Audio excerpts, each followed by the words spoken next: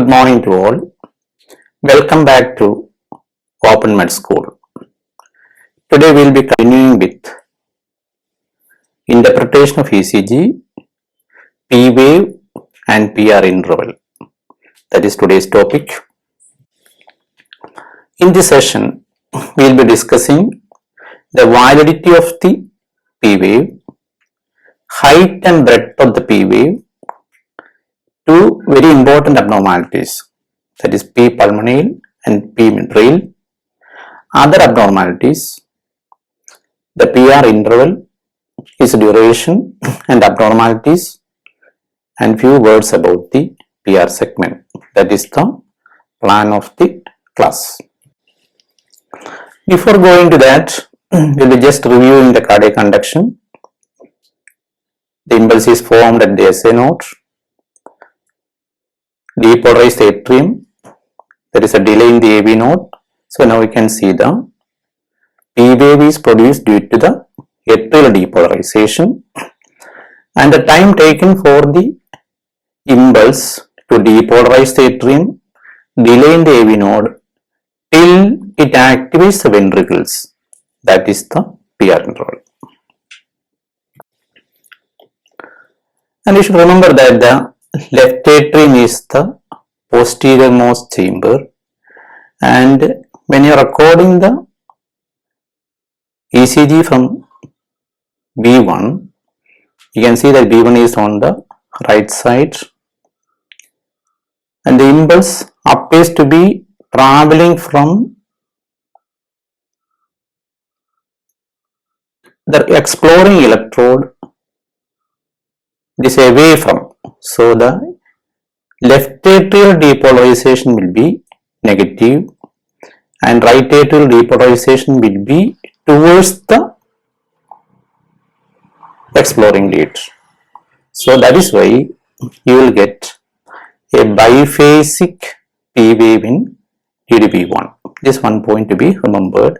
And when the left atrium is enlarged, this part will be more prominent.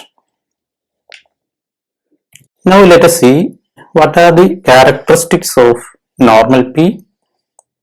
The P wave should be positive in lead 1 and 2. In the normal electrocardiogram, it should be positive and must be negative in AVR. These 2 points you should remember to see whether the ECG is valid or whether there is a lead misplacement, etc. are there. Always look for these 2 points, whether the P is positive in lead 2 and what about AVR, whether in AVR it is negative P.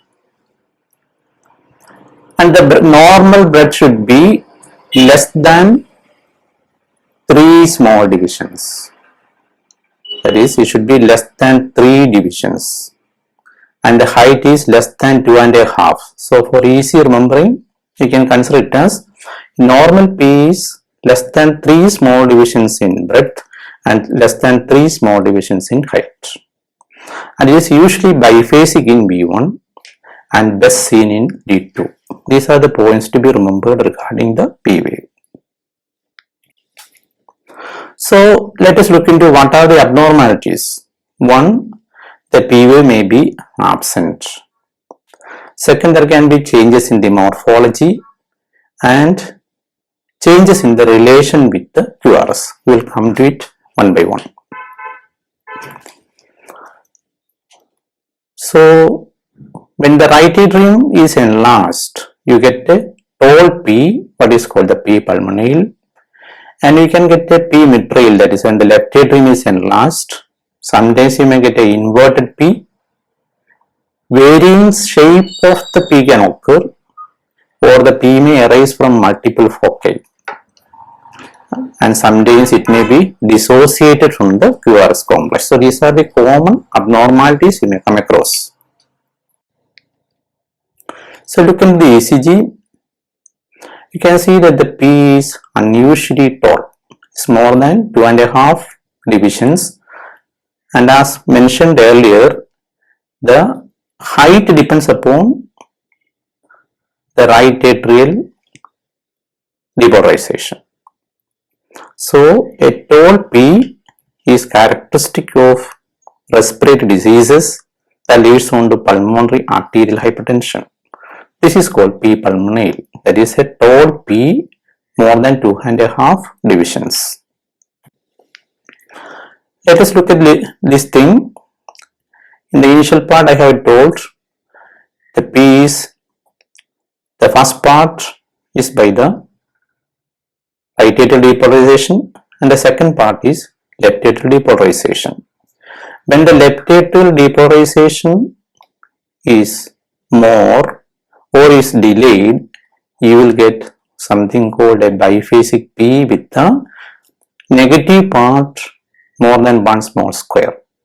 So this is characteristic of any condition that produces left atrial enlargement.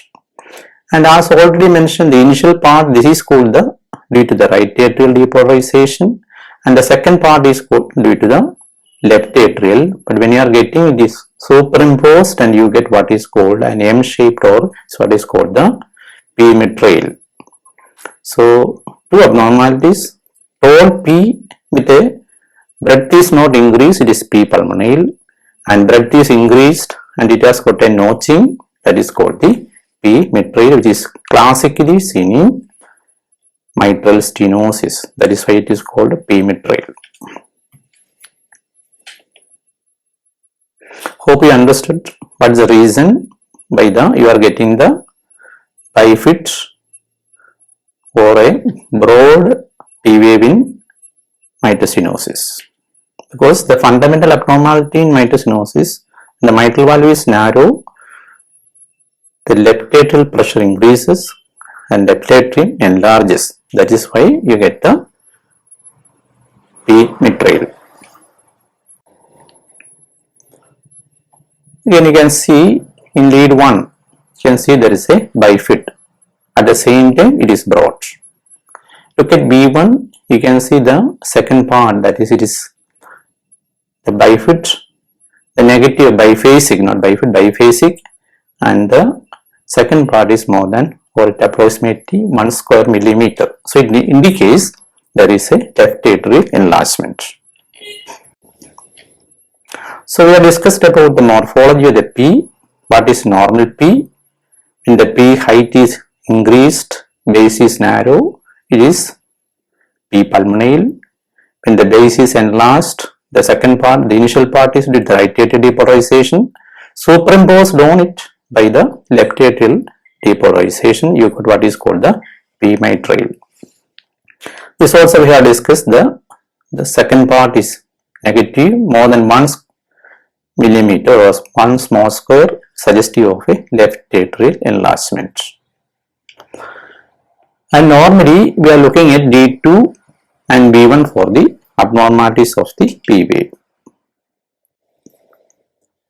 Now we go on to other abnormalities in the P wave. We have discussed about the height and also the breadth. The P can be absent in atrial fibrillation, because in atrial fibrillation there is no effective atrial contraction going on, no effective depolarization. Individual muscle fibers are only getting activated, so you are not getting a proper P wave, you get only fibrillatory waves. Sometimes when the impulse is arising from the AV node, this may be, the P may be immersed in the QRS and it may not be found. Another abnormality you can get is dissociation. That is, atrium is depolarizing its own and ventricle is depolarizing by its own, you may get a dissociated P. That is, P has got no relation with the QRS complex. We will come to that.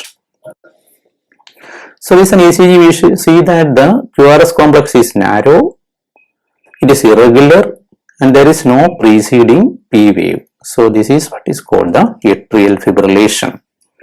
So AF is characterized by absence of P, narrow QRS complex, and sometimes you may get a fibrillatory waves.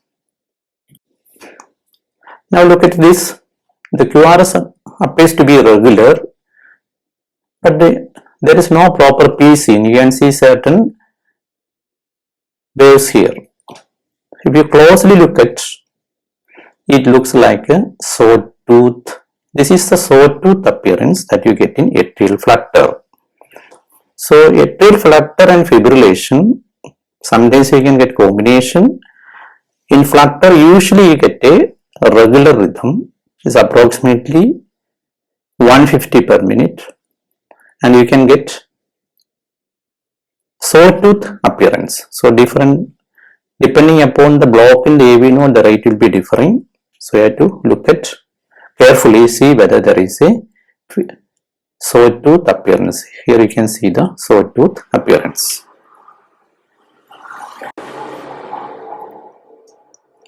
Again, here we are seeing the QRS is regular. It is all the QRS are not preceded by P wave. Here you can see a P, there is another P here, next P probably, it's next lead. So this is dissociation. That is P is occurring at its own rate, QRS is occurring at its own rate. This is classic law of third degree heart block. That is atrium is contracting at its own, ventricle is contracting at its own. Both are dissociated. So this is typically in complete heart block. This can occur in ventricular tachycardia also. So in VT, this is a ventricular rhythm. Ventricle is contracting at its own rate. Atrium is depolarizing at its own rate. So this is again another condition. The details we will study when you are discussing individual arrhythmias. So when you get a sinus rhythm, each QRS should be preceded by a P in the normal PR interval. So here, even though P is seen, it is not in, you can see it is very short here, it is very short here, and here you can see it is very long interval. So this is how a complete heart block looks like. A few more abnormalities can be there. One is the P may be inverted. We will look into that. And what are the abnormalities that you can get in AV junctional rhythm? That is, junctional rhythm means from the junction, instead of the sinus node, AV junction acts as the pacemaker. That is called the junctional rhythm. So the P wave can be inverted in junctional rhythm. Sometimes it may be absent, or this may follow the QRS complex. Now let us look at this.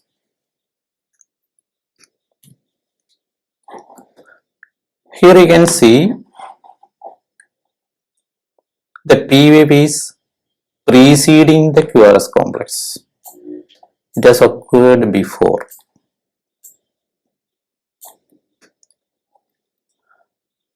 This can happen when the impulse is arising from the junction. It activates the atria.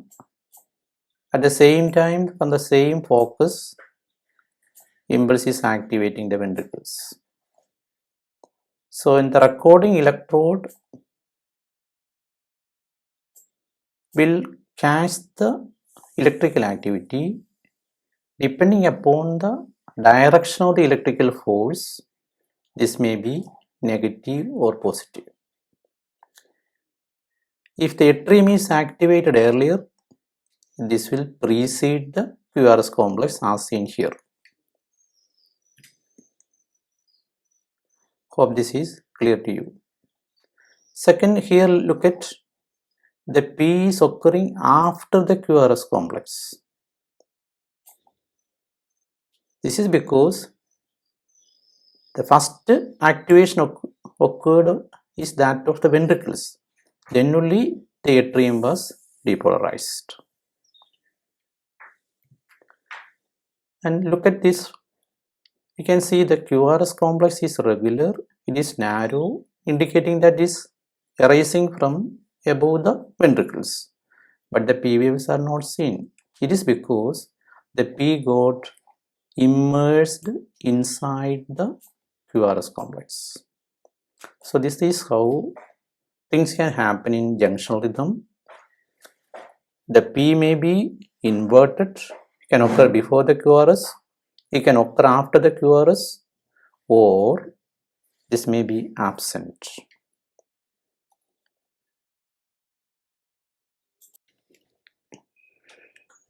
Look at this ECG, you can see in lead 2 P is inverted, lead 3 is inverted,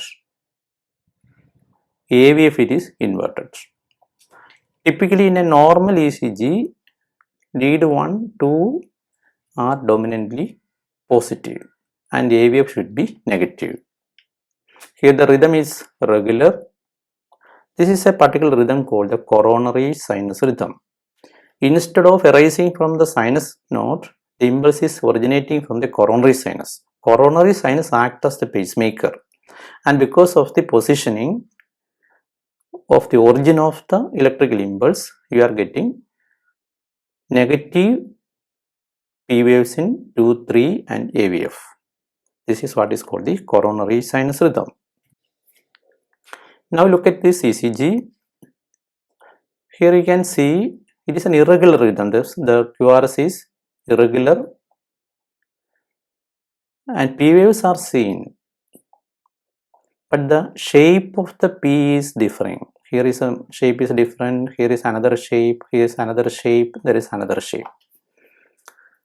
So this means that the atria is depolarized from different pacemakers or from multiple foci. This is called the multifocal atrial tachycardia, or otherwise called MAT. So in order to say that is a multifocal atrial tachycardia, there should be minimum 3 different types of P wave should be there. The rhythm is irregular and is fast, more than 100. So it is tachycardia, it is irregular, and the P shape should be of at least 3 different types.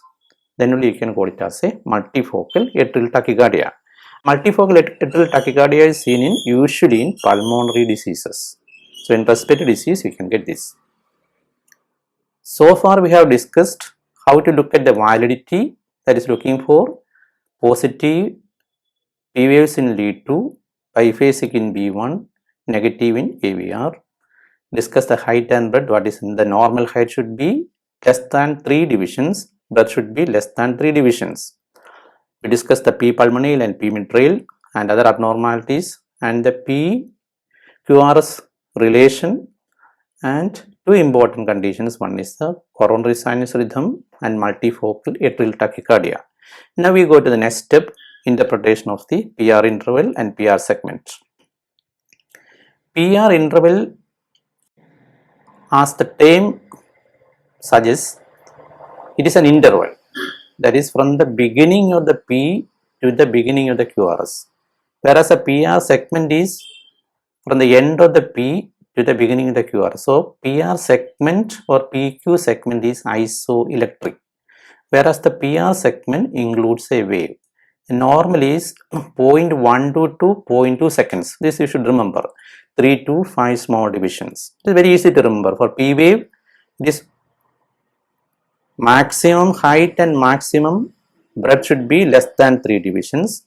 Here the PR interval should be more. Minimum is 3 small divisions and maximum is 5 small divisions. Easy to remember. So this is showing the details. You can see the PR interval is from the beginning of the P to the beginning of the QRS complex, and the PQ segment is the isoelectric. So here you can see that the is more than one large division. So the PR interval is from the beginning of the P to the beginning of the QRS, it is prolonged. So this is what is called heart block. So in heart block, what is occurring? Unless not specified, heart block means AV block. And as we know, the majority of the time taken for the PR interval is because of the delay in the AV node. So there is a delay for the impulse to be transmitted across the AV node. That is what is meant by prolonged PR interval. So prolonged PR interval is alone is called first degree heart block. So in first degree heart block, what do you get? The PR interval gets prolonged. There is only the impulse is being conducted slowly. Some days what is happening? There is progressive prolongation of the PR interval followed by missing of beat. That is called the Wenge-Back phenomenon or Mobius type 2. So Mobius type 1. Sometimes unexpectedly one impulse is not transmitted, that is Mobius type 2. Sometimes another abnormality you can get is instead of passing through the AV node, the impulse bypasses and reaches the ventricles. So what happens? The PR interval gets shortened. So this will explain the first of the things. What are the abnormalities in the PR interval? So PR interval designates a time interval from the beginning of. Look at this ECG. Here you can see the PR interval is prolonged. In all more than 5 small divisions. So this is first degree heart block. Look at the second thing, second ECG. You can see here the PR interval is normal. Here it is prolonged. It is more prolonged. And here one beat is missing. P is there, but it is not conducted and the QRS complex has not formed. This is called the second degree heart block, Mobius type 1, that is Wenckebach phenomenon. In the third ECG, let us see the PR interval is here normal. Again it is normal. Here it is normal. But here one P is not conducted. Abruptly, without any prolongation, this has happened. This is called second degree Mobius type 2. There are different ratios are there. Here you can see for each 2P, 1 is conducted. So this is called a 2:1 conduction. So 2 P's are there, only 1 is conducted. That is called a 2:1 block. Even though it is 2:1 conduction, the terminology is 2:1 block. Look at the third thing, this ECG. You can see the P is occurring regularly. P is regular interval P is coming. QRS also you can see is regular. But the origin of the QRS is not from the impulse arising from the sinus node. That is, atria is completely dissociated from the ventricle, or there is a complete block. Complete heart block means atrial impulse doesn't reach the ventricle. All are completely blocked. And a ventricular pacemaker starts functioning. This is the third degree block. Hope it is clear to all of you. So here you can see the QRS is occurring regular rate. Here the P is there, another P is there. So P is occurring at a faster rate than that of the QRS. So QRS is originating from the junction or from the ventricle, and the P is occurring from the sinus node. They are completely dissociated. So this is what is called AV dissociation, that is occurring in complete heart block. So this ECG is a suggestive of complete heart block. Only thing, the QRS is narrow, that means it is a little above, this is a supraHisian block. Above the His bundle, the block has occurred.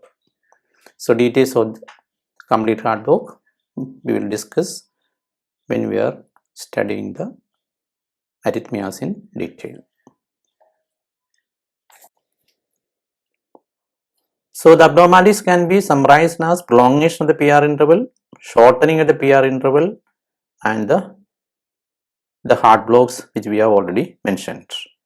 So in shortening of PR occur in two conditions. One is the WPW syndrome, second is the LGL syndrome.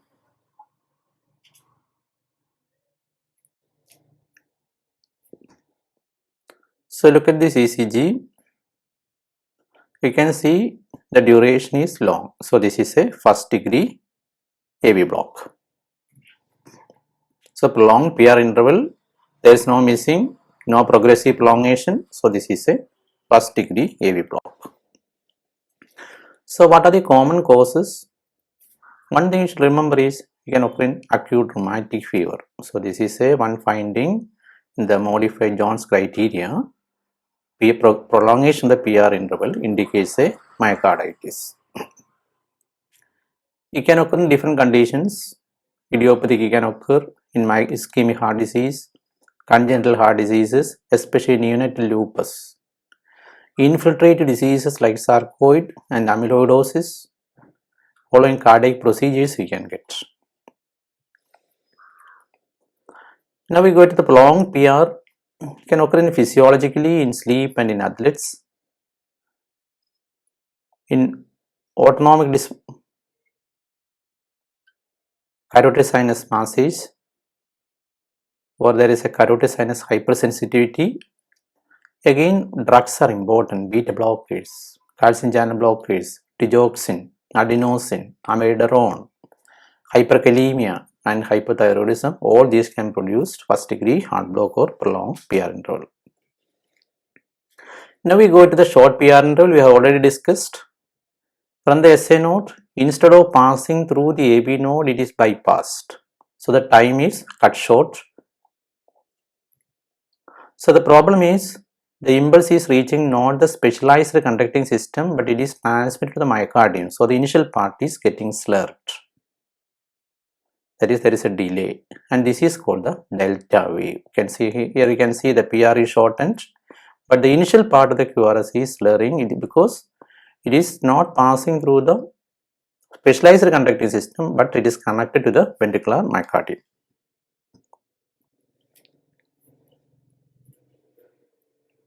So you can see there is a short PR interval followed by a slurring called the delta wave. So what is abnormality here? You can see PR is prolonged definitely. Okay, say first degree AV block. So causes of short PR interval, we have already mentioned two conditions. One is accessory pathway, WPW syndrome, and Lone-Ganon-Levin syndrome can be normal variant due to accelerated conduction through the AV node. So what is abnormality here? You can see that this is the PR segment, that is from the end of the P to the beginning of the Q, it is depressed. So this is called the depression of the PR segment. Which condition you can get this? And when along with this, sometimes you get elevation of PR segment in AVR. So this is one finding you should look for, that is a PR segment depression in the normal leads with the negative or a mirror image. We are getting PR segment elevation in AVR. They are not very common. Very important condition, this signals pericarditis, especially when you get a PR segment depression in the ordinary leads with the elevation of the PR segment in AVL. It suggests pericarditis. Another condition is it suggests atrial infarction, the appropriate condition. Somebody coming with the features of myocardial infarction. In addition to the ventricular, there may be atrial involvement. So this is a suggestion of the atrial infarct. This already we have mentioned. Look for PR segment elevation, AVR suggests pericarditis. So this sort of finding can occur either in, can set the PR segment depression, you can get either in pericarditis or atrial infarct. You can have to look at the history. So with this, we are finishing the step 4 and 5. We assess the Validity of the ECG by looking at the P wave. What is a normal height and breadth? Again, remember 3 millimeters or 3 small divisions. By this we can identify P pulmonale and P mitral. We have abnormalities of P in relation to the QRS, that is in complete heart block. What is happening we have discussed. Different shapes of the P, inverted P and disappearance of the P. Typically in atrial fibrillation you get absence of P wave, but sometimes in junction rhythm also you can get. You have different. We have discussed these things. We have discussed the heart blocks,